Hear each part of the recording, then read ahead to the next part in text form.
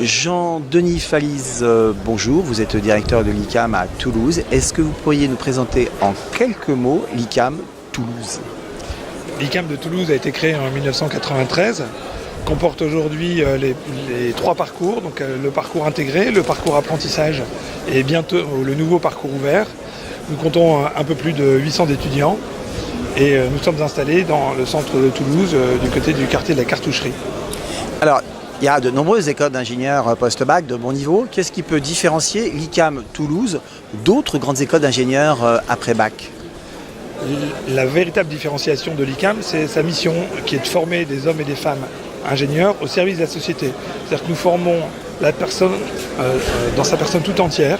Nous sommes très attentifs à son développement, à la construction de son projet. Nous accueillons des lycéens à 18 ans et nous voulons véritablement les former pour qu'ils soient hommes et femmes au service de la société avec leurs compétences d'ingénieur à 23 ans. C'est vraiment ce qui différencie le projet de l'ICAM, fait que nous ne sommes pas exclusivement sur la compétence technique, mais vraiment sur le développement de l'homme.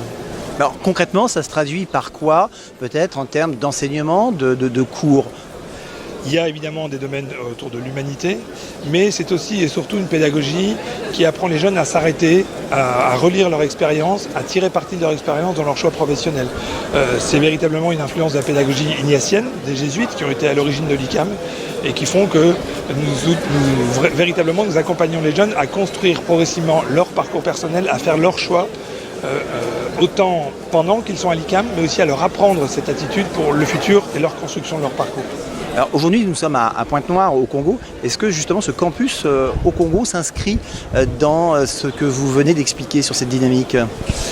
Il s'inscrit dans l'identité de l'ICAM qui est venue ici il y a à peu près 15 ans, avec cette volonté de servir. Quand on dit servir la société, on était véritablement dans cette logique-là quand l'ICAM a choisi de venir en Afrique et de développer un projet ingénieur qui est radicalement différent de tout ce qu'on trouve par ailleurs ici, que la volonté de former des ingénieurs sur place pour les entreprises ici. Et on est clairement dans ce projet de servir l'homme pour l'ensemble du groupe ICAM. Et Jean-Denis Falise, merci.